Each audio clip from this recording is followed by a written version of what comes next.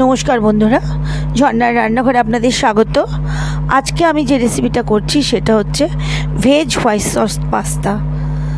আর এই veg white sauce পাস্তাটা বানানোর জন্য প্রথমে আমি পাস্তাটাকে সুইট কর্ন আর পাস্তা একসাথে সেদ্ধ করে নেব।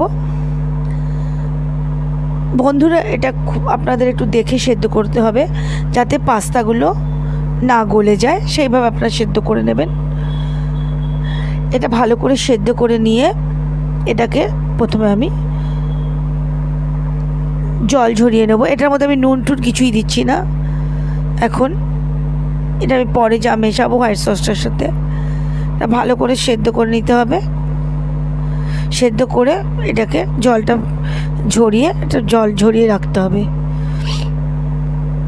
এইভাবে সেদ্ধ করতে হবে যেন একটার গায়ে একটা না লেগে যায়। এইভাবে সেদ্ধ করে নিতে হবে। তারপরে অন্যদিকে আমি গ্যাসের ওপর ফ্রাইং প্যান চাপিয়ে গ্যাসটা জ্বালিয়ে নিয়ে আমি দেখে নেব ফ্রাইং প্যানটা গরম হয়েছে কি না। তারপর আমি এর মধ্যে বাটার দেব। আমি এটা আপনারা পুরো রান্নাটাই বাটারে করতে পারেন, কিন্তু আমি বাটার আর হোয়াইট অয়েল দিয়ে করব। তাই প্রথমে আমি এটার মধ্যে বাটার দিয়ে নেব। এটাই যদি বন্ধুরা আবার আর মানে আপনারা ননভেজ করতে চান তখন এই বাটারটার সাথে অয়েল দিয়ে তখন আপনারা রসুন কুচি আর বয়েলড চিকেনটা বেশ ইয়ে করে নেবেন, কাঁটা চামচ দিয়ে একটুখানি ওই চিড়ে নিয়ে কাঁটা চামচ দিয়ে তখনই একদম এটার সাথে দিতে পারবেন। এই যে যখন আমি এই ইয়েটা করছি বাটারটা আর অয়েলটা মিশিয়ে নাড়ছি তখনই আপনারা দিয়ে দিতে পারবেন। সঙ্গে আপনারা মানে ব্রোকলি, গাজর, ক্যাপসিকাম এগুলো দিয়ে দিতে পারবেন। এরপর আমি এটার মধ্যেই একটুখানি 2 চামচ অল পারপাস ময়দা দিয়ে এই বাটারটার সাথে এটা ভাজা ভাজা করে নিচ্ছি। বন্ধুরা, ভাজা গন্ধ বেরোনো অবধি এটা একটু ভেজে যেতে হবে এটার সাথে হোয়াইট সসটা বানানোর জন্য। আমি যেহেতু ভেজ বানাচ্ছি এখানে আমি রসুন কিংবা চিকেন কোনোটাই দিচ্ছি না। এবার আমি 1 কাপের মধ্যে ঈষৎ উষ্ণ দুধ দিয়ে দেব। দুধ দিয়ে এটা আমি এটা একটু নাড়বো। এটা আমি চামচটা দিয়ে নয়, আমি এবার আমি এটাকে একটা উইক্স দিয়ে নাড়বো। কারণ উইক্স দিয়ে নাড়লে বন্ধুরা এটার মধ্যে যদি কোনো লাম্পস হয়ে থাকে লাম্পসটা কেটে যাবে, ঠিক হয়ে যাবে আর কি, লাম্পসটা থাকবে না। এবার আমি এর মধ্যে দেব আমার যতটা পাস্তা আছে তার অনুযায়ী ভেজ মেয়োনিজ দেব। এটা হচ্ছে 1/2 চামচের থেকে একটু বেশি ভেজ মেয়োনিজ দেব। দিয়ে আমি উইক্সটা দিয়ে আবার নাড়িয়ে দেব সসটাকে। এভাবে নাড়িয়ে নিতে হবে লাম্পস যাতে না হয়। আর এই সময় আপনারা গ্যাসের আঁচটা একদমই স্লোতে রাখবেন। এবার আমি এতে 1/2 চামচ ব্ল্যাক পেপার দিয়ে দিচ্ছি, গুঁড়ো ব্ল্যাক পেপার পাউডার যেটা দিচ্ছি, দিয়ে সসটার সাথে মিশিয়ে নিচ্ছি আমি। আপনারা প্রত্যেকটা জিনিস একটা করে মেশানোর সঙ্গে সঙ্গে দেওয়ার সঙ্গে সঙ্গে ওটা উইক্স দিয়ে নেড়ে সসটার সাথে মিশিয়ে দিতে হবে, নাহলে একটা জায়গায় ওটা থেকে যাবে।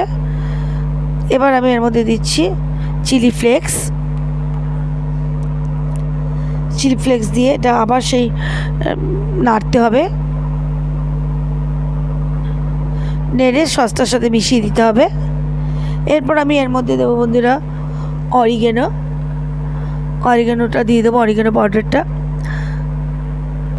পাউডারটা দিয়ে আবার এটাকে হোয়াইট সসটাকে নাড়বো। এটা সুন্দর করে নেড়ে ফেলতে হবে বন্ধুরা। নেড়ে আমি এর মধ্যে দিয়ে দেবো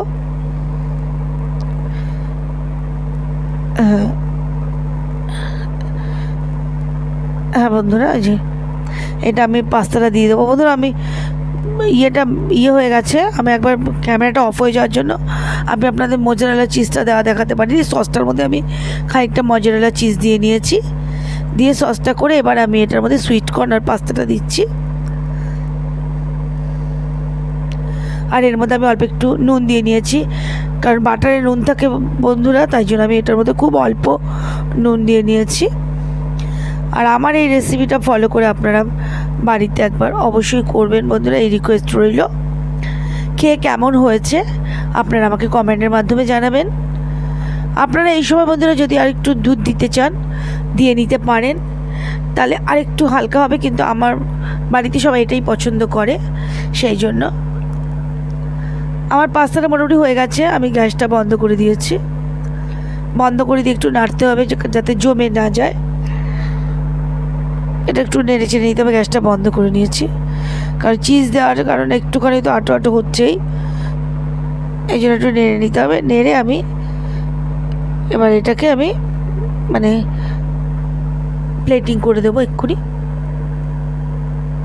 কারণ মোজারেলা চিজের জন্য এটা আটকে আটকে আসছে। এবার আমি এটা প্লেটিং করে দিচ্ছি।